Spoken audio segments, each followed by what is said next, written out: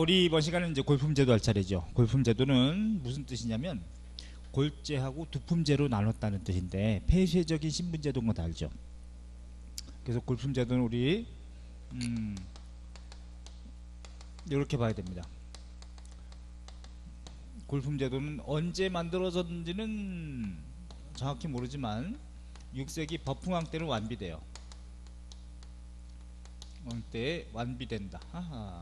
완비가 되고 쭉 이어지다가 이제 신라 중대는 체계적으로 지켜지다가 뭐 상대하고 중대하고 좀 다르긴 한데 그 다음에 말기는 이제 골품제도가 붕괴되는 거죠. 골품제도는 요게 왕경인만 대상으로 합니다. 왕경인이라고 하는 것은 경주에 살고 있는 사람, 그러니까 신라 사람이라고 하더라도 경주 이외, 수도 이외에 살고 있는 사람들은 편제되지 않아요. 그러니까 이거는 연맹왕국 단계에서 족장 세력, 이게 사로 6천장이 있지 않습니까? 얘네들 이제 왕경 6부가 되는 거고, 그래서 신라 사람이라 하더라도 그 경주 이외에 살고 있는 사람들은 골품제도 적용을 아예 받지 않는다. 왕경인만 대상으로 하고,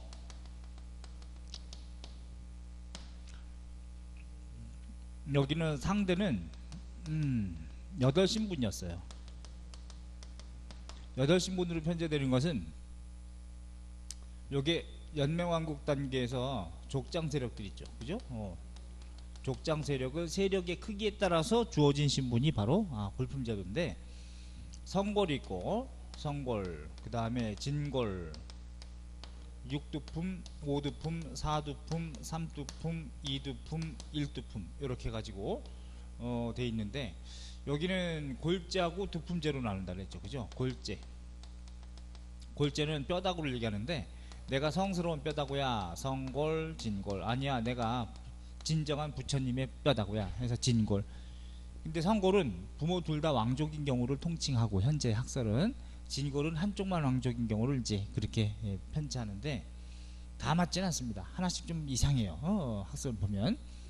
그 다음에 이제 두품제라 그래가지고 대가래도 등급이 있다. 두품제 이렇게 나누는데, 여기는 이제 뭐 6두품, 진골 밑에 있는 신분이죠. 5두품, 4두품, 3두품, 2두품, 1두품 이렇게 돼 있는데, 어쨌든 성골부터 상대는 8신분이었는데 중대가 되지 않습니까? 그러니까 통일기가 되면 5신분으로 이렇게 조정돼요. 성골은 소멸합니다. 성골 소멸하고 진골 있게 되죠. 진골. 그 다음에 6두품 있고, 5두품 있고, 4두품 있고, 3위 1두품은 평민으로 그냥 합쳐집니다. 뭉개지죠. 평민 이렇게. 그래서 5신분이 된다. 자, 그러면 이게 골품제도라고 하는 건 폐쇄적인 신분제도인 건 누구나 다 아는데, 폐쇄적인 신분제도다. 신분제도로 요거는 정치 생활뿐만 아니라 경제, 일반 사회생활까지도 다 규제합니다. 정치, 경제, 사회, 뭐 개인 생활까지도, 개인 생활도 다 규제해서 집의 크기, 방의 개수, 마차의 장식 이런 것까지, 공복, 뭐 복색 같은 것도 다 규제. 그러니까 개인 생활까지도 다 규제한다. 적용이 되는 건데, 가장 중요한 원칙은 뭐냐면 골품이 가장 중요하겠죠. 그래서 이거 보는 방법은 골품이 가장 중요하다.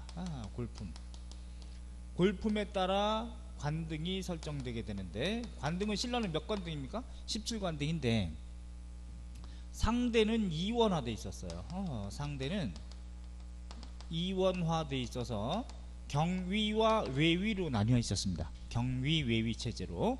경위는 서울에 근무하는 관리들, 경위는 17관등이었고, 관등. 그 다음에 외위는 이제 지방직인데 11관등으로 이렇게 편제가 되어 있었는데, 중대가 되면 일원화가 됩니다. 중대가 되면 이것도 일원화돼요. 일원화돼 가지고 외위는 소멸하고 경위만 적용을 한다. 알았죠? 외위 소멸, 그래서 경위만 적용. 그러니까 17관등 체제만 경위가 유지가 되는 거고, 외위는 소멸한다. 그럼 이제 관등이 제일 두 번째 중요한 요소고, 관등에 따라 공복이 규정되는 거예요. 공복은 공식적으로 관리가 입는 복색을 얘기하는데, 자비청황이죠. 그게 보면 4개로 나눠서 자주색, 비색, 청색, 황색. 그러니까 자비청까지는 고구려 백제 다 마찬가지입니다. 근데 이제 황색이 더 추가되는 게 이제 신라의 특징인데, 관등은 고구려 몇 관등이었어요? 고구려는 10 내지는 14관등, 백제는 16관등, 그 다음에 신라는 17관등 체제로 되어 있었죠. 그 다음에 또 하나, 관등에 따라 관직이 설정되는 거예요. 관직이, 관등이 규정을 한다. 그래서 요런 서술에만 맞는 겁니다. 골품에 따라 관등이, 관등에 따라 공복이, 그 다음에 관등에 따라 관직이 규정된다 라고 해야지. 이거 이외에 공복에 따라 관직이 틀려요. 관직에 따라 공복이 틀리고, 그 다음에 여기 공복에 따라 관등이 틀리고, 관직에 따라 관등이 다 틀립니다. 다 틀려. 이런 서술은. 그 다음에 골품이 중요하다 하더라도 골품에 따라 공복이 적용된다. 이거 틀립니다. 굉장히 중요해요. 그 다음에 공복에 따라 골품이, 이건 더 틀리겠죠. 완전 틀리겠죠. 그치? 신분이 더 중요하니까. 그 다음에 관직에 따라 골품이 적용된다. 이것도 완전 틀리겠죠. 완전 틀리다. 단 관직은 관등에 따라 적용되는 것이 원칙입니다. 원칙인데 예외적으로도 골품에 따라 관직이 설정되는 경우도 있습니다. 예외. 이것도 이제 예외적으로도 가능하다. 어떤 경우가 그러냐면 중앙의 수상이라든가, 중앙의 수상, 그러니까 집사부 중시 같은 경우, 수상이라든가 또 지방의 장관이라든가, 장관이라고 할 때는 뭐 도독이죠. 총관이었다가 도독으로 바뀌니까 군주에서 상대는 군주, 그 다음에 중대는 총관, 하대는 도독이라고 바뀌잖아. 그 다음에 오소경의 짱이었던 사신, 이런 경우는 골품을 우선 적용합니다. 그 예외 규정이 있어요. 골품을 우선 적용한다. 적용.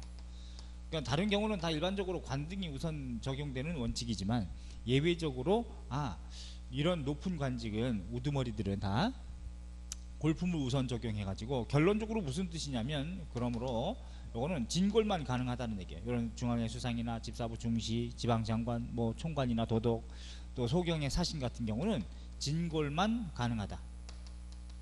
그러니까 진골은 조금 낮은 관등을 하더라도 이렇게 발령받을 수 있지만, 육두품 같은 경우에 진골보다 높은 관등인 뭐 6관등까지 올라간다 쳐도, 그러니까 진골은 9관등을 해도 장관이 될 수 있지만, 육두품은 6관등을 해도 장관이 되지 못합니다. 그래서 이제 이런 골품을 더 우선 쳤구나. 요걸 진골만 가능하다. 예외 규정이 있어요. 자, 그래서 요걸 이제 보는 방법은 이래요. 요게, 자, 요걸 구분하면 이렇게 구분할 수 있겠는데, 예컨대 신라는 1관등부터 17관등까지 있는데, 1관등, 6관등, 그 다음에 10관등, 12관등, 그리고 이제 17관등까지 있는데, 1관등이라고만 쓰면 좋은데 그렇지 않고, 고구려는 1관등의 명칭이 대대로, 백제는 좌평, 신라는 뭐라고 불렀냐? 이벌찬이라고 부릅니다. 이벌찬 이렇게 불렀다고. 이벌찬. 6관등을 아찬이라 그래요. 아찬. 10관등은 대나마 이렇게 부르고, 뭐 중간층이니까 한 기술관직 정도, 뭐 12관등 같은 애들은 그렇게 부르죠. 그 다음에 남아, 대사 이렇게 불러. 대사. 11관등이 남아고. 그래서 요거는 관등명이죠. 그죠? 관등명이고, 관등명. 그 다음에 여기에 따른 신분이 있는데, 이제 진골이 있겠고, 6두품, 5두품, 4두품 이렇게 있으면, 그냥 평민은 그냥 평인으로, 3위 1두품은 통제가 통합되니까. 그래서 공복이 관직에 나가면 관등에 따라 공복이 규정된다 그랬으니까, 이벌찬, 아찬, 대나마, 그 다음에 대사 이렇게 하면 여기 올라갈 수 있는 상한선이 있다는 얘기죠. 진골은 이벌찬까지 올라갈 수 있다는 뜻입니다. 이게 막대 그래프가 관등의 상한선을 설정한다 라고 했어요. 관등, 여기선 상한선이라고 쓰죠. 그죠? 상한선을 설정하는 것이다. 설정하는데 상한선. 그 다음에 육두품은 6관등까지 올라갈 수 있다는 뜻이에요. 쭉 아찬까지. 5두품은 대나마까지 올라갈 수 있다.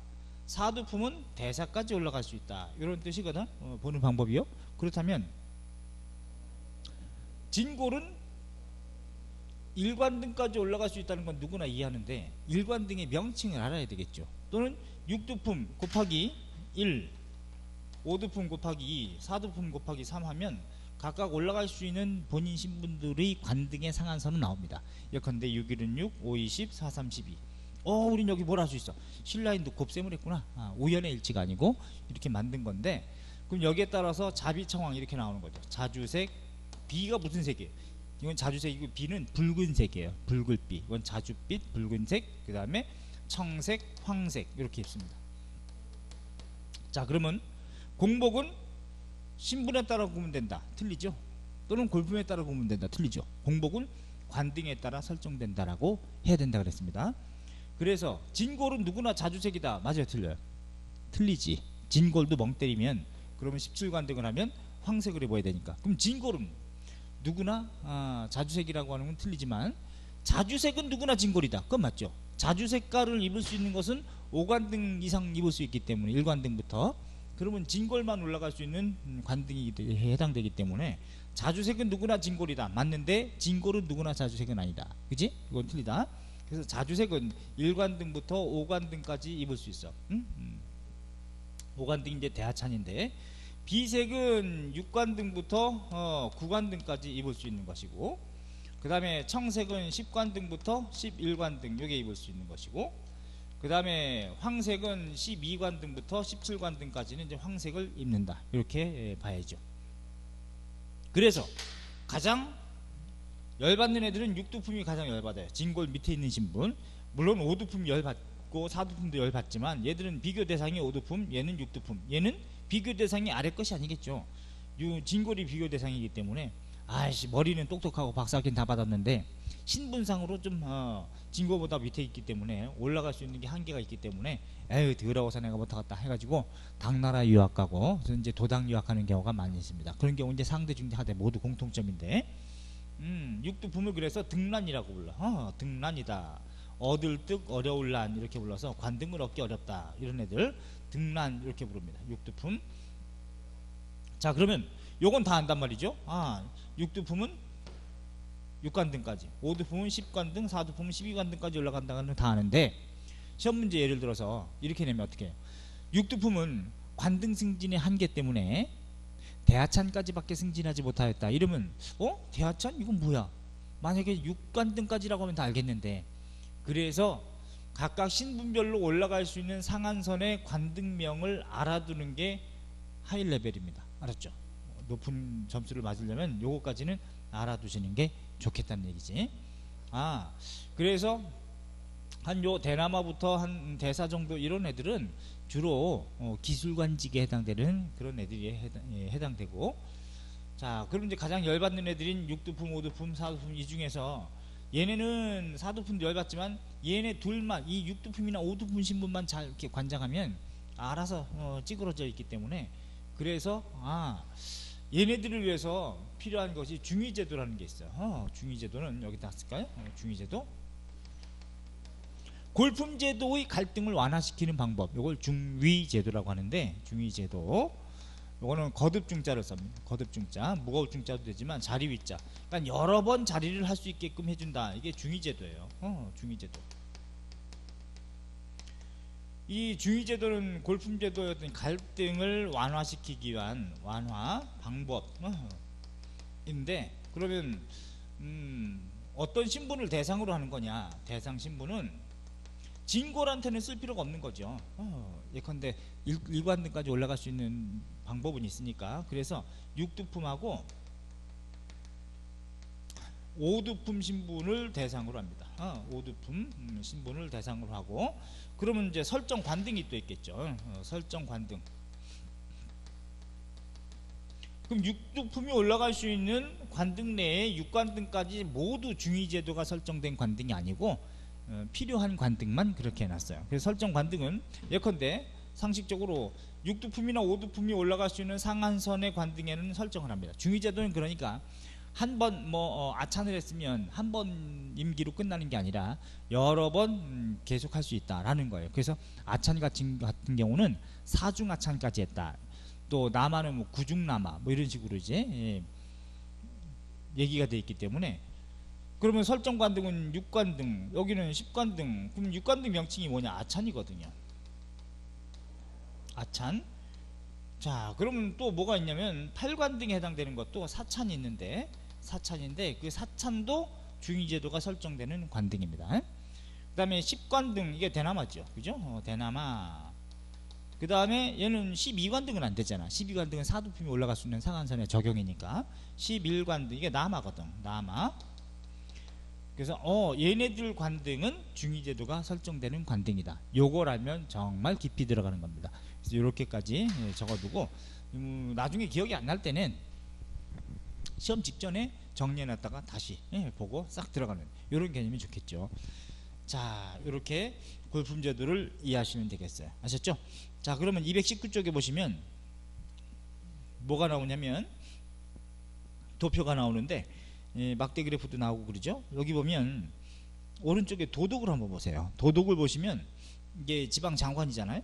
그 도독을 할 수 있는 관등이 2관등인 이찬부터 9관등인 급벌찬까지 도독을 임명받을 수 있다라고 되어 있지만, 그렇다면 요 사이에 낄 수 있는, 적용할 수 있는 아찬 관등을 가질 수 있는 육두품은 도독으로 발령받을 수 있느냐? 안 됩니다. 진골은 7관등 1길찬을 하더라도 도독으로 발령받을 수 있는데, 육두품은 그거보다 높은 6관등을 하더라도 못한다. 이게 그래서 이런 경우는 아까 얘기했듯이 신분을 더 우선시했다, 골품을 더 우선시했다는 얘기죠. 자, 사신도 마찬가지입니다. 그래서 육두품이 도독이나 사신으로 발령받은 예는 보이지 않습니다. 그래서 이렇게 알아두시면 되겠다. 골품제도 보는 방법 이해가셨죠? 자, 넘겨보세요. 그럼 이제 각 신분별 특징도 다 이해했으니까 이렇게 보시고, 일상생활도 다 규제한다는 거 알았죠? 그 다음에 이제 우리 221쪽에 보시면 삼국의 문화가 나옵니다. 삼국의 문화는 특징적으로 이제 정리해놓은 것 중에는 고구려, 뭐 힘과 패기와 정렬이 있다, 뭐 평범한 얘기고, 외래 문화를 좀 개성적으로 수용했다, 이런 얘기하죠. 중국 북조의 영향으로. 백제, 좀 우아하고 세련되다, 이런 얘기하고. 그러니까 미술, 예술의 특징을 이렇게 이제 학자 중에서 정리한 거죠. 신라, 소박하고 통일제는 좀 조화하고 조함이나 고졸한 맛이 있다, 예스러운 맛이 있다, 이런 얘기하는데, 통일신라 때는 조형예술이 발달하고 균형미, 조함이, 뭐 정제미, 통일미, 이런 말 나오면 모두 통일신라로 때리면 돼.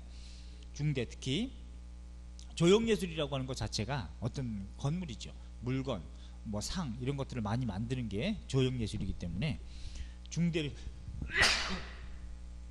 많이 죄송합니다. 자, 그럼 조함이나 균형미, 통일미는 다 알겠는데, 정제미는 뭐예요?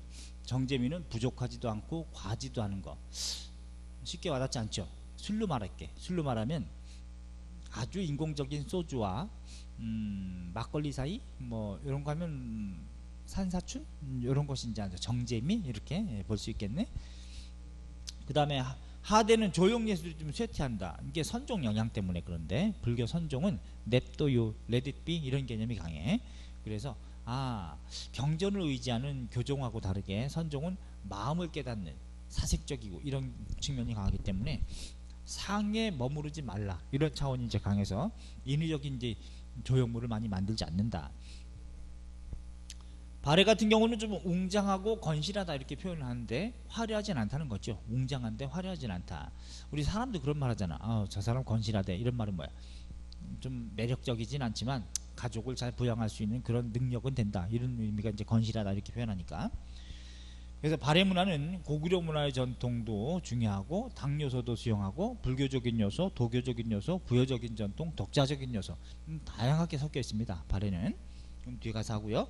자, 그럼 이제 여기 삼국문화의 특징을 봤다면 통일신라하고 발해까지.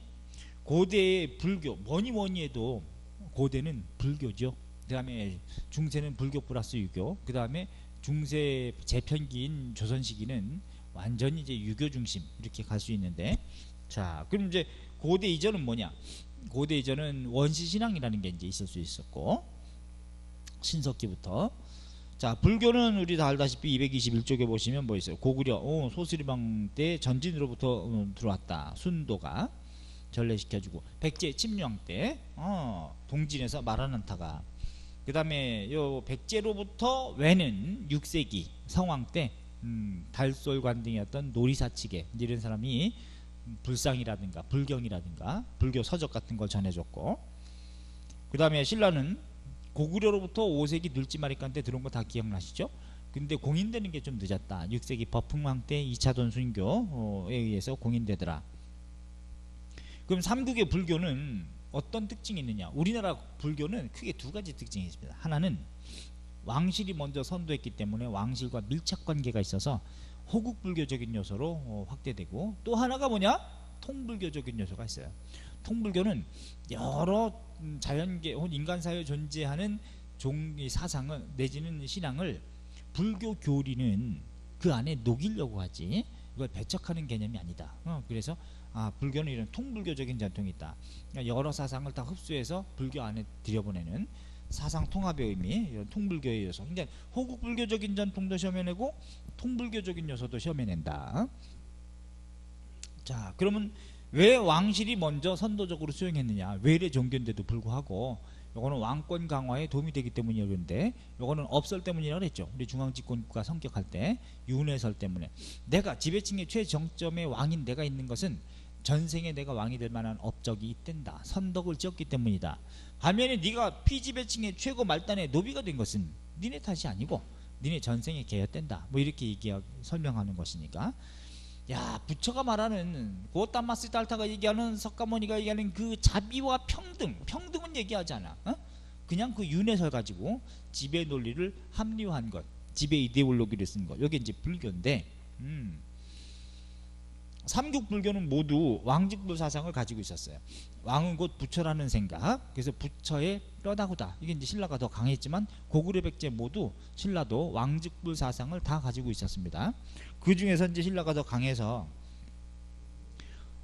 버풍왕부터 진덕여왕까지는 삼국유사에서 중고라고 표현하는 시기는 이때는 불교식 왕명을 사용하던 때이기도 하니까. 자, 이제 고구려 불교 특징, 백제 불교 특징, 또 신라 불교 특징이 나오죠. 221쪽의 맨 아래쪽 보시면 고구려는 공사상을 강조한다. 그래서 공사상을 강조하는 거 우리가 삼론종이라고 그래.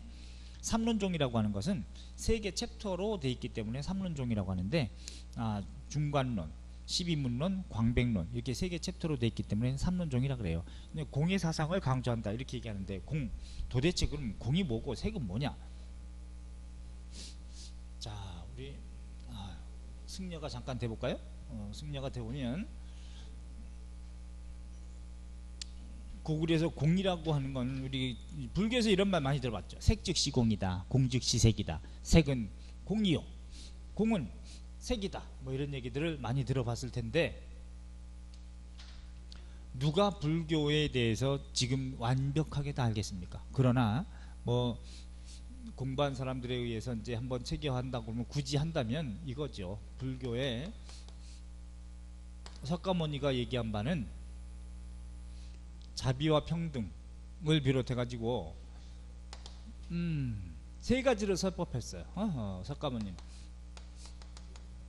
재행무상이다, 제법무하다, 제법무하, 일체개곤이라.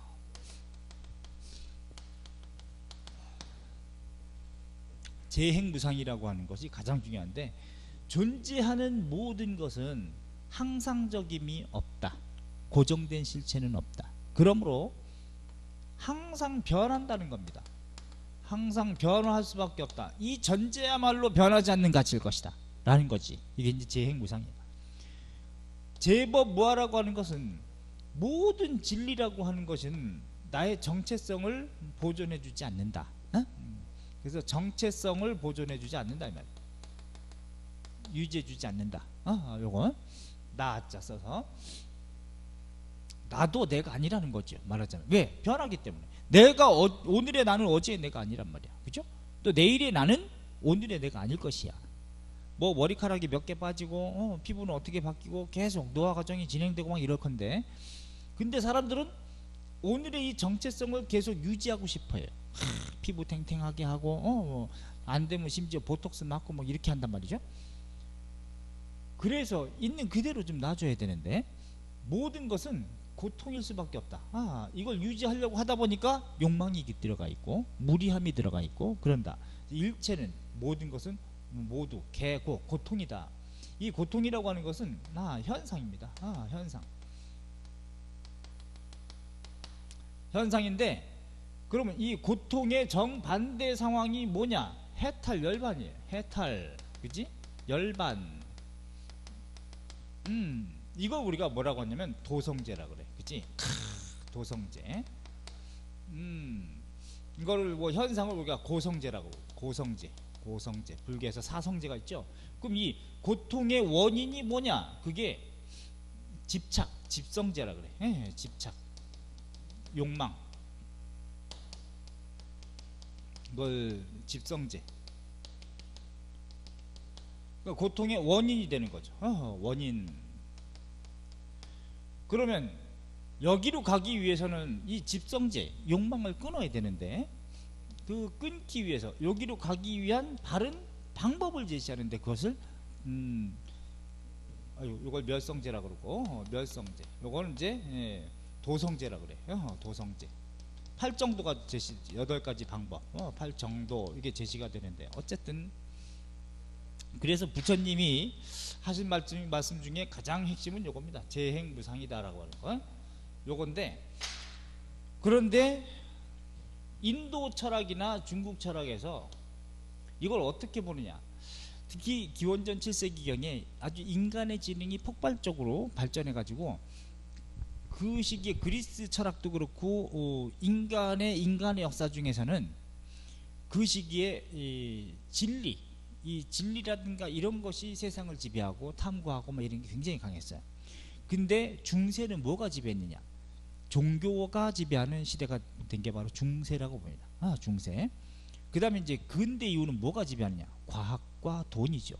돈, 자본의 지배. 이렇게 크게 보면 그렇게 지배하는데, 그래서 이 시기에 기원전 7세기경부터 해가지고 중국이나 뭐 동양이나 다 인간의 지구상에서 지능이 그렇게 발전하면서, 이걸 이해하면서 어떻게 보냐면, 존재하는 모든 것은 뭐라 이름할 수 없으므로 존재는 하는데 그거 자체를 색이라 부른다. 색. 뭐라 이름할 수 없으면 그냥 색이라고 한 거예요. 색. 이거는 존재하는 것 모두, 존재의 이 모든 것. 근데 존재하는 모든 것은 다 다르지요. 다름의 의미야. 다른데 그 다른 것을 인간의 인식으로 다 구별하고 진리도 파악할 수 있다고 하는 인식론적 관점, 인식을 합리화하는 관점. 인간의 인식으로 구별하고 규정할 수 있고 진리를 파악할 수 있다 라고 하는 인간 인식을 긍정하는 입장. 인식의 긍정이죠. 그죠?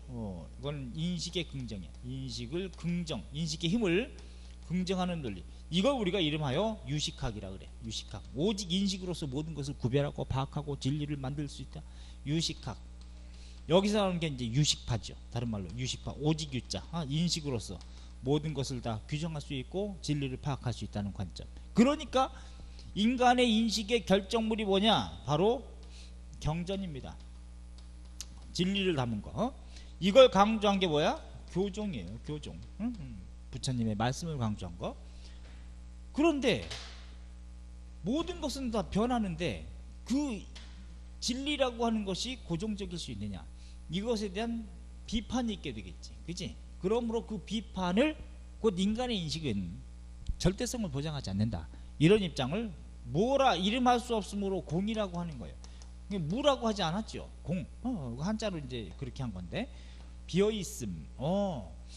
그럼 공이라고 하는 건 뭐냐? 인간 인식의 불합리성, 불비한 점, 이 불합리성을 비판하는 매개체입니다. 비판하는 매개체. 그러니까 이 세계 개념에서는 존재하는 모든 것, 예컨대 부처는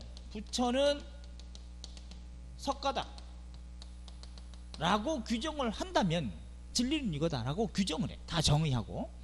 그러면 공은 이게 진리가 아니라고 하기 때문에 부처가 석가라고 하면 그것은 부처가 아니다라고 얘기를 합니다. 표현을 그렇게 한다고. 표현을 인간의 인식의 불합리성을. 그러면 나는 정시용이다 라고 얘기해도 네가 정시용이라고 하면 너는 정시용이 아니다라고 얘기를 해. 예, 공은 이걸 반대해야 되니까, 부정해야 되니까. 그래서 인간의 불합리성을 비판하고 부정하는 매개체. 그러면 공의 실체가 있느냐? 공의 실체는 없어요. 그러면 내가 이걸 안다고 해서 뭐 김춘수의 꽃이 있잖아, 시에. 꽃이라고 이름 붙여야 드디어 꽃이다 라고 하죠. 사실 존재가 먼저고 꽃은 우리가 그냥 명명한 것일 뿐인데, 그런데 여기서 뭐라고 했어? 꽃을 꽃이라고 하면 그것은 꽃이 아니다라고 얘기해. 그 다음에 사랑은 이것이다라고 규정을 하잖아요.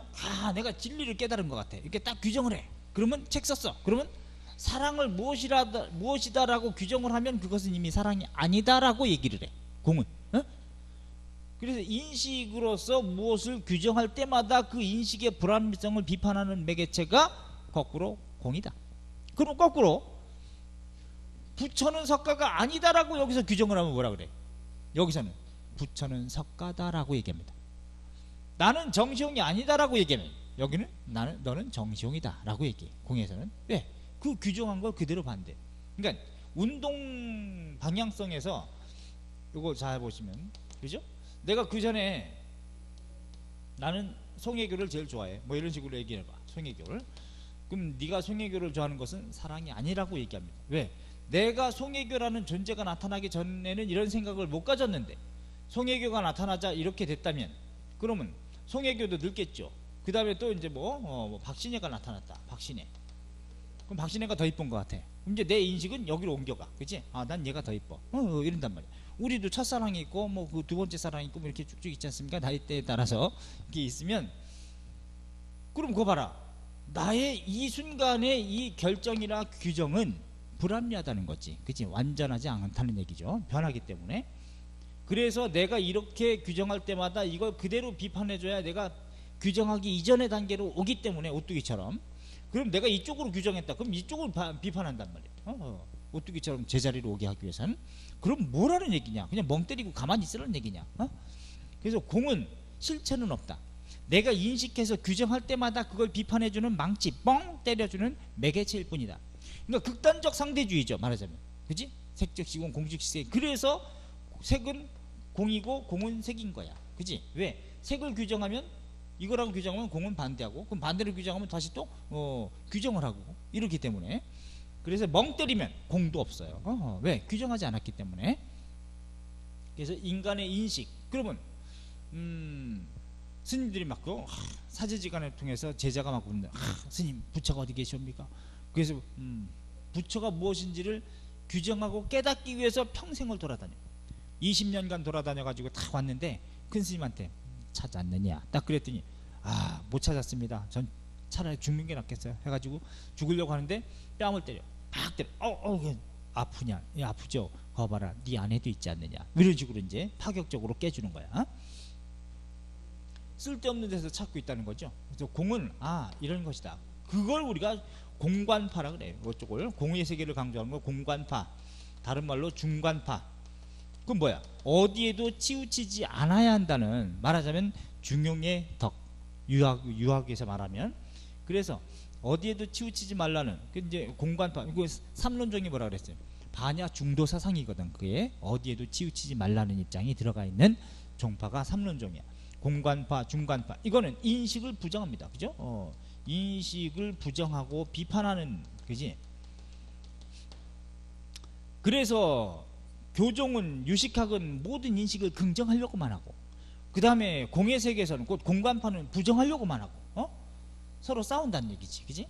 요쪽에서 나가는 게, 그래서 선종은 요쪽에서 좀 가까워요. 그래서 서로 대립했어. 존재하는 모든 것은 색이다, 아니다, 존재하는 모든 것은 공일 뿐이다, 이렇게 이제 서로 대립해서 인도다, 중국도 모두 해결하지 못한 이 부분이 있는데, 이거를 시대의 스승이었던 원효는 하나로 융합시켜서 통합합니다. 그게 바로 원효의 화쟁사상인 거야. 화쟁사상. 그래서 이쪽에다 적을까요? 원효가 일심사상에서 일심, 한마음,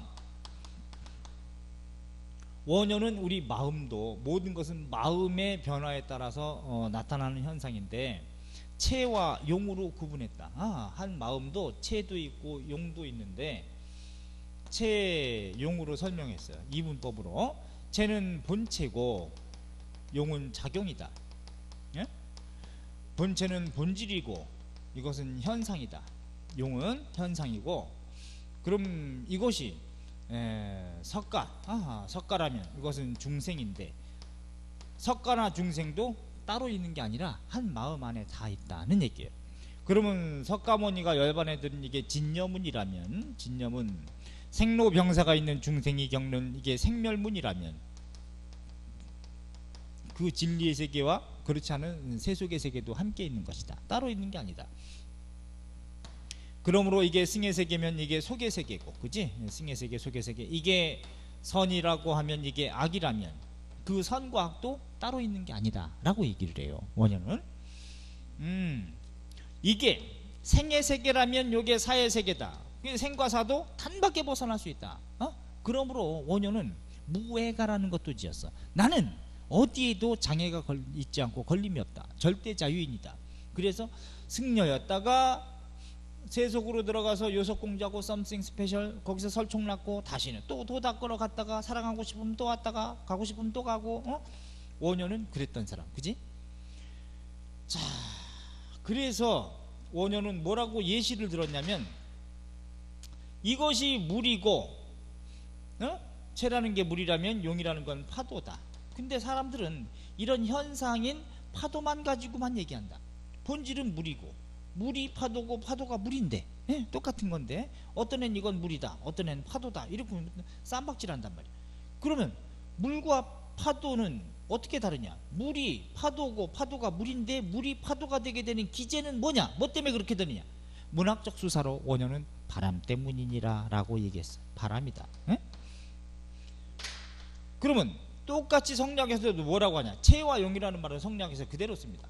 이분법으로 나눠가지고 이걸 이다, 이게 기다 이렇게 얘기하면, 이는 본체고 기는 작용이다 라고 하는데, 율곡이인은 이렇게 얘기했어요.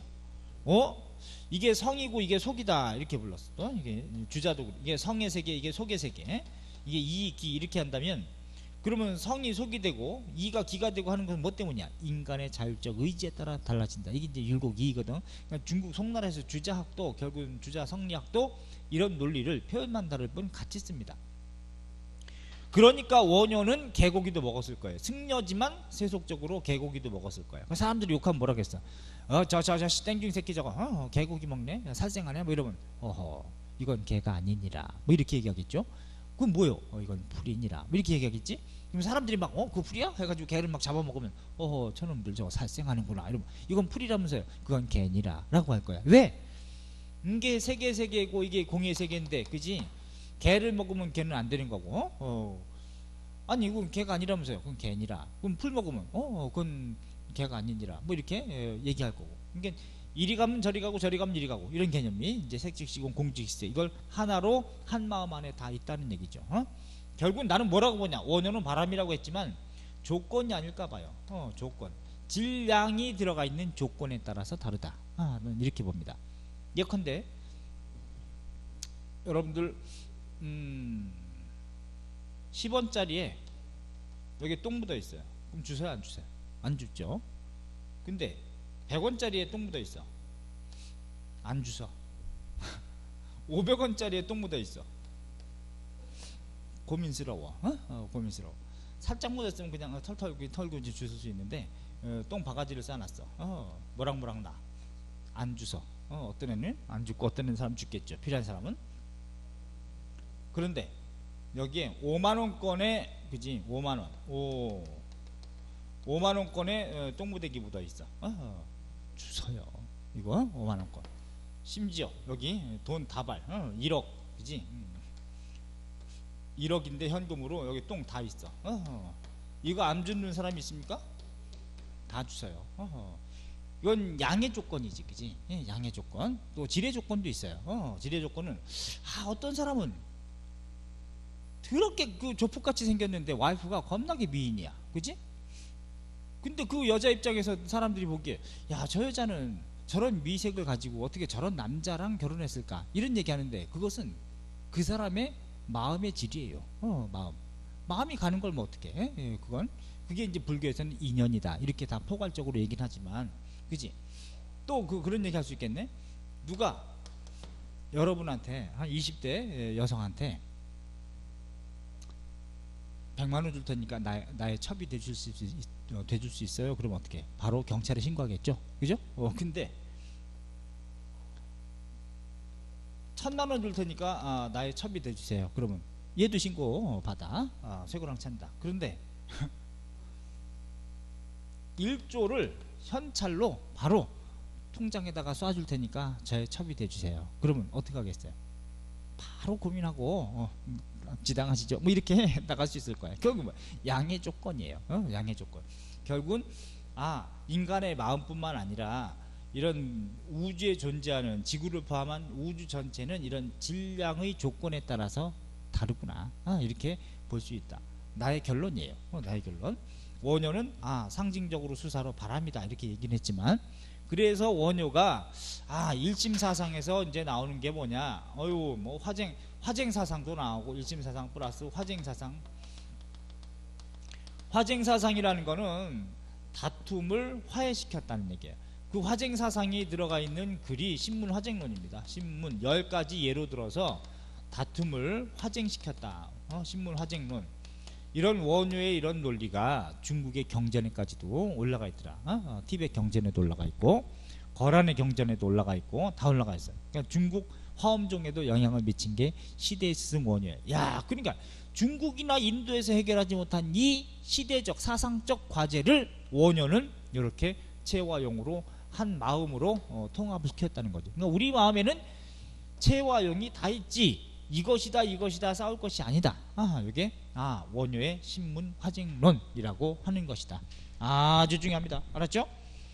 자, 그래서 고구려는 이런 공예세계를 강조하는 것을 어쨌든 삼론종이라고 한다. 반야 중도 사상이 어디에도 치우치지 말라고 하는 인식의 불합리성을 비판하는 매개체. 그지? 그러니까 멍 때리고 가만히 있으면 그럼 이제 없다 이 말이죠. 공도. 왜? 비판할 대상이 없으니까. 인식하지 규정하지 않았으니까. 백제는 율종, 성왕 때 율종이라는 건 불교 계율을 강조하는 걸 율종이라고 하는데 성왕 때 겸익이 인도에서 유학 갔다가 율종계열 서적을 가지고 들어와서 백제 율종을 확립시켜. 물론 성왕 때 불교가 처음 들어왔다는 건 아니죠. 율종계열이 이때 들어왔다는 얘기입니다. 그 다음에 일본에 노리사치계를 보내기도 하고 그 다음에 6세기라는 걸 알아야 돼. 그 다음에 신라 미륵불 신앙이 또 유행한다. 이 미륵불은 불교는 또 이것도 봐요. 불교는 신앙으로서는 두 가지가 크게 있습니다. 크게 보면 하나는 정토신앙이 있고 정토신앙이 정토라는 거는 맑을 정자지, 그치? 부처님이 살고 계시는 이상세계. 우리가 봤을 땐 인도는 서쪽이니까 서방 정토에 극락 왕생하소서, 극락에 왔다 갔다 하소서 하면서 목탁도 드리잖아. 떡떡떡떡. 요건 내세신앙입니다. 내세신앙이고 또 하나가 현세신앙인 관음신앙이라는 게 있었어요. 관음신앙. 이거는 현세신앙이에요. 현세신앙. 현세에 살면서 이승에서 고민과 고통과 질병과 아픔과 이런 것들을 다 관세음보살을 믿음으로써 치유받는다는 그런 신앙이 관음신앙이야. 그러면 관음 이건 보살 레벨이죠. 보살. 그러면 정토신앙에도 크게 보면 또 두 가지가 있는데 하나가 이제 지금 얘기하는 미륵신앙. 미륵신앙은 미륵불을 믿는 겁니다. 미륵불은 미래불이에요. 미래 가야 나타나 만날 수 있어. 그럼 미래 몇 년 가야 미륵이 나오느냐? 50억 년 뒤에. 환장하겠네. 자, 미륵신앙은 윤회를 하는 신앙입니다. 윤회해요. 불교라고 다 윤회하는 거 아닙니다. 그 다음에 아미타신앙이 있어. 이 아미타신앙은 윤회를 하지 않아요. 다 극락 가야 되는데 미륵이라는 부처와 아미타불이라는 부처는 다 부처 레벨입니다. 부처야, 부처. 레벨. 우리도 그리스 로마 신화 보면 여러 신이 나오죠. 신 중에 신 제우스도 나오고 뭐 미의 신 아프로디테도 나오고 술의 신 바카스도 나오고 다양하게 나와. 바카스는 피로 회복의 신이 아닙니다. 자, 그러면 그리스 로마 신화 보면 인간의 특성을 여러 개로 형상화해 가지고 12신을 막 제시하고 막 그런다고. 이 신도 있고 이 신도, 신이 하나의 신을, 인간의 특성 하나를 신으로 형상화한 것이지. 그러니까 그리스 로마 신화를 보면 신 중심의 문화가 아니고 그 시기에는 인간 중심의 문화였던 거예요. 그걸 우리가 인문주의라고 하지. 이것도 부처도 부처의 권능을 여러 개의 부처로 형상화한 거야. 비로자나불, 아미타불, 뭐 그다음에 뭐 미륵불, 이런 식으로 다양하게 기능을 형상화해 놓은 거란 말이죠. 이건 부처 레벨이다. 부처야, 부처. 그러면 미륵신앙이라고 하는 건 미륵불을 믿는 거고, 아미타불 신앙은 아미타불을 믿는 건데, 이건 윤회를 한다면 언제 유행하냐면 중대에 많이 유행을 해. 왜? 중대는 이제 더 귀족적이었으니까. 귀족이 많이 신봉해. 귀족적이야. 왜? 지금 내가 여러분 1000억이 있어. 한 1조가 있어. 근데 피부도 탱탱해. 뭐 피부가 한 10대 피부래. 그 다음에 와이프도 뭐 송혜교 같이 막 이뻐. 근데 30년 살았는데 얼굴을 보니까 그래도 가슴이 설레. 여자는 남자만 뭐 최고로 알고, 남편도 바람만 피고 그냥 자기 와이프를 최고로 알고, 그렇게 금술도 좋고, 애를 낳는데 전부 다 하버드, 서울대, 스탠포드, 옥스퍼드 다 가. 공부하지 말아라 해도 공부만 해. 열심히 운동도 잘해. 그 새끼들. 딸내미 겁나게 이뻐. 효자야, 막 효녀고, 뭐 되게 이뻐. 세계적인 석학이 되고 막 전 세계에서 다 유명하고 막 그래. 걱정거리 하나도 없어. 물론 그런 사람은 없어요. 그런 사람 없는데, 그렇다고 쳐봐. 그럼 이런 사람은 야, 이 현세의 행복이, 복락이 내세에도 다음 세상에도 다시만 지어지길 바래. 윤회하는 신앙을 믿어요. 미륵 신앙을 많이 믿는다고. 반면에 아미타불을 믿는 이 아미타 신앙은 한 번 구원받으면, 아미타불이 계신 곳에 구원받으면 영원히 거기서 살아. 다시 윤회하지 않습니다. 그러면 내가 지금 노비라고 쳐봐. 그러면 노비요. 근데 폐휴지 주서, 그 다음에 10원 한 장 구하기도 힘들어. 집에 가면 전기도 없고 손가락 다 부러지고, 그 다음에 자식 날 때마다 다 죽고, 그러면 부부도 한 사람 사별하고, 그러면 이렇게 불행한 사람은 아유 빨리 죽고 싶다, 이런 얘기합니다. 이 사람 빨리 죽고 싶다고 얘기해? 안 그래. 빨리 죽고 싶다고 얘기하지. 왜? 윤회하기 싫거든. 한 번 구원받는 기운이 있어. 그럼 거기 가면 영원히 산대. 아미타불하고. 그러면 누가 많이 믿겠어요? 노비들이 많이 믿겠지. 이건 중대가 아니고 상대 유행했고, 미륵신앙은. 중대는 아미타 신앙이 유행하는데 누구 때문이냐? 원효가 퍼뜨린 거예요. 원효가.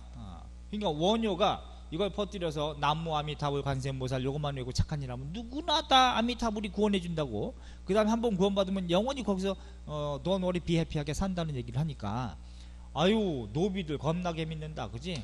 민중적이고.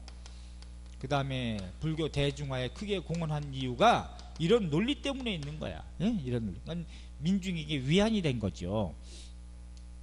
원효 이렇게. 그래서 아미타 신앙 이렇게 알아보지. 자, 그 다음에 관음신앙이라고 하는 건 뭐라고 해서, 현세에 살면서 현세에서 오는 현세의 고난과 고통과 또 질병과 아픔과, 그지? 아픔과 슬픔, 이런 것들, 슬픔 등을 관세음보살을 믿음으로써, 관세음보살로서, 보살로서 치유받는다는, 스트레스 받는다는 믿음, 요걸 관음신앙 그래요. 관음신앙.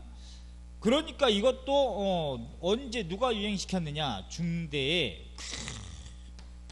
진골 출신이었던 의상대사가 널리 퍼뜨렸어요. 의상대사. 의상은 진골 출신이고 원효는 육두품 출신인데, 의상대사가 널리 퍼뜨린 게 관음. 그러니까 당연히 이것도 민중적인 거예요. 민중적이다. 또 아미타 신앙이 반영된 절이 뭐냐면, 의상은 진골이면서 또한 관음신앙도 플러스 아미타 신앙도 강조합니다. 아미타 신앙도 강조했어요. 원효하고 같은 시기에 살았으면서도 민중적이기 때문에 그런 거야. 그래서 의상이 강조한 아미타 신앙이 반영된 절이 뭐냐? 부석사입니다. 부석사. 경상북도 영주 부석사 문무왕 때 676년에 세워진 절. 여기 가면은 불전이 부석사 안에 가면 무량수전에 가면 불전이 여기에 배치가 돼 있어요. 서쪽에 배치가 돼 있어. 다른 데는 다 정 가운데 딱 불상이 배치가 돼 있는데 이거 왜 그러냐? 이 서쪽에 배치되는 게 바로 서방 정토 극락왕생하기를 바라는 정토 신앙이 반영돼 있고 그 중에 아미타 신앙이 반영된 절이기 때문에 그런 거야. 오케이? 요것도 시험에 나왔었습니다. 아주 어렵죠? 근데 이런 논리 때문에 그렇다. 또 하나 관음 신앙이 반영된 절 이게 어디냐? 대표적으로 강원도 양양 낙산사가 그래요. 양양 낙산사 어렵게 들어가면 하이레벨이야. 그래서 관음신앙을 형상화한 이 관음보살은 손이 1000개, 그래서 천수 관음보살, 그리고 1000개 손바닥에 다 눈이 이렇게 무섭게 이렇게 있어. 다 1000손을 가지고 모두 스트레스 받는 백성들을 다 위로해준다, 너를 도와준다라고 형상화되어 있는 게 천수 관음보살이에요.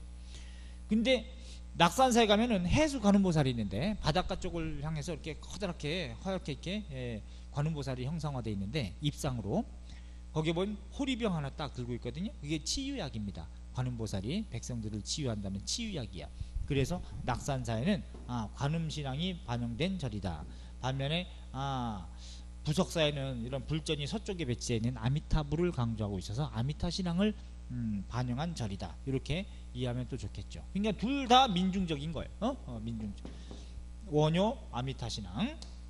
그 다음에 의상은 관음신앙 플러스 아미타신앙 다 된다. 알았지? 예. 또한 원효는 일심사상도 지금 해야 되고 화쟁사상도 알아야 되고. 그래서 미륵불신앙은 상대 유행했다. 주로 귀족 쪽으로 많이 믿는다. 그러니까 불교 대중화에 크게 공헌하는 것은 원효의 아미타신앙 때문에 불교 대중화에 크게 공헌한다. 이렇게 이해하셔야지. 특히 신라는 디귿 불교식 왕명을 사용하더라. 중고라고 하세요. 중고식이 불교식 왕명. 법흥왕부터 진덕여왕 때까지는 중고, 삼국유사에서 중고라고 이렇게 표현하고 있습니다. 자, 그 다음에 이제 밑에 보면 성격도 나오죠. 4번 우리나라 불교 현세 구복적인 것은 모든 종교가 다 그렇자, 그죠? 다 그렇다. 현세 구복적이고 또 호국적이고 또 샤머니즘적이라고 하는 것은 토착신앙을 배척하지 않고 불교 교린에 녹였기 때문에 산신 숭배하는 전통 때문에 이런 건 불교의 논리가 아닙니다. 그래서 산신각 같은 게 절 안에도 있죠. 절 경내에 산신각도 보존해 두고 있죠. 산신령을 모시는 그건 부처님이 아니거든. 근데 그렇게 토착신앙을 불교에서 배척하지 않고 담아두고 있다는 거죠. 산신각은. 그래서 통불교적인 요소인 거죠. 자, 그래서 5번 성격 아주 중요합니다. 222쪽에 왕실불교적인 성격도 있고 통불교적인 성격도 있는데 특히 호국불교 성격하고 통불교를 다 적어드릴게요. 주제사로. 한국불교의 특징 중에 호국불교 가지고 시험에 낼 때 어떤 걸 낼 수 있느냐, 통불교는 어떤 걸 낼 수 있느냐. 그 통불교의 시발점이 원효가 될 수 있는데 논리상으로. 참고로 호국불교 삼국의 불교수용. 불교수용은 이거 따로 적으세요. 왕실이 선도했고 이게 호국불교로 나간다 말했지, 그치? 호국불교. 또 그런 예로서 나올 수 있는 게 뭐냐면 왕실의 안녕 같은 걸 기원하는 법회가 있는데 인왕법회입니다. 인왕법회. 이걸 백고좌회라고도 하는데 많은 사람들이 앉아서 인왕경을 읽고 암송했고 했기 때문에 설법하고 인왕법회는 이거는 왕실 안녕을 기원하는 법회다 해서 호국불교적인 요소고, 그 다음에 팔관회도 그래요. 팔관회 신라 진흥왕 때부터 있었던 팔관회는 6세기 진흥왕부터 고려시대까지 있었던 팔관법회인데 이 팔관회는 토착신앙이 가미된 불교 행사기 때문에 호국불교면서도 또 통불교입니다. 왜냐면 전사자들 위령제도 지내주는 기능이 있어서 이거는 호국불교면서도 통불교예요. 통불교 토착신앙까지도 들어가므로. 그 다음에 네 번째 화랑도 같은 경우도 이제 이것도 화랑도도 또 호국불교면서도 왜 사군이충 뭐 이런 거 있잖아요, 그지? 예, 또 전쟁에서 화랑들이 앞장섰고 플러스 유불선 3교가 융합되어 있으므로 통불교 이러고 들어갔대. 예, 불교 통합의 의미. 그 다음에 5번째 선덕여왕 때 짜장법사가 건의해가지고 세웠다고 하는 목탑이 있죠. 황룡사 구층 목탑. 물론 황룡사가 창건된 것은 진흥왕 때지만 그 안에 구층 목탑 7세기 선덕여왕 선덕여왕 때 이 탑을 세우면 길이길이 따라 다스리는 것이 태평할 것이니라 해가지고 세운 절. 짜장법사가 짜장에게 조언을 준 것은 중국의 신인이라고 하는 신령스러운 사람. 그 다음에 6번째 고려시기예요. 고려시기에 예컨대 호국불교적인 요소 들으면 초조대장경 들어갈 수 있겠죠. 그죠? 초조대장경. 그지? 거란의 힘을 부처님의 힘으로, 거란의 침략을 부처님의 힘으로 무찌르겠다라고 해가지고 거란의 2차 침략 이후에 현종이 나주를 튀고 그러면서 이제 군신들이 다 한마음이 돼가지고 거란을 물리치기 위해서 대장경을 조판했는데 거란군이 물러갔다 이런 의미로 이제 초조대장경 호국불교. 또 있네. 별무반 윤관이 조직한 별무반 숙종 때 조직하죠. 1104년에 별무반 내에 구성인 신기군, 신보군, 그 다음에 항마군은 바로 2번이나 미안합니다. 항마군이 있는데 그 승병입니다. 승병, 항마군. 승병. 여진이죠. 여진 침략을 막기 위해서. 자, 요것도 그렇고 그 다음에 또 몽고 1231년부터 융단 폭격으로 9차례에 걸쳐서 쳐들어오는데 그 잡것들을 부처님의 힘으로 왜 요거 한번 해봤거든 하니까 또 만들자 해가지고 만든 것이 팔만대장경. 요거는 현재 세계 기록유산이기도 하죠. 대장경판은 팔만대장경. 몽고. 그 다음에 몽고 침략 때 승려 김윤후가 크게 활약하잖아. 김윤후 처인성 전투에서 적장 살리타 눈깔에 화살 박는데도 김윤후와 함께 독전했던 전쟁에 임했던 처인성 부곡민들, 처인 부곡민들이 화살 쏜 거. 김윤후, 몽고 이런 거 다 되죠. 자, 고려시기 말의 우왕 때 직지심세유전은 호국불교 아닙니다. 그건 전혀 아니고 세계 기록유산이긴 하지만. 그 다음에 조선시기로 가지 않습니까? 조선시기에 서산대사 임진왜란 때 또는 제자였던 사명대사 등 어떤 의승군 있잖아, 그지? 의승군, 의로운 승려들로 만든 부대. 외란 때 크게 활약하는 이런 건 다 우리나라의 호국불교적인 전통으로 다 잡으시면 돼. 알았죠? 그 다음에 통불교적인 요소로 시험에 낼 때는 통불교로 화랑도 하고 팔관법회도 통불교적인 요소가 들어있는 것이지만 이제 교리상으로 볼 때 통불교 가지고 시험에 낼 때는 그 시발점이 원효입니다. 원효. 화쟁사상.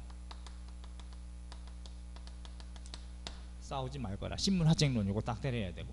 그 다음에 2번째, 우리 고려시기가 되면은 통불교 성격으로 나올 수 있는 게 예컨대 대표적으로 균여라고 하는 사람이 있는데, 균여가 융회사상. 성이라고 하는 것은 내면의 가치, 내면적인 것. 상은 외형적인 것.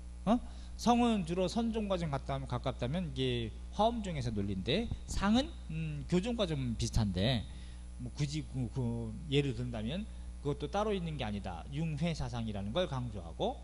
3번째 의천. 대각국사 의천은 해동 천태종을 내걸면서 해동 천태종이라고 해가지고 내걸었고, 천태학 이걸 개창하고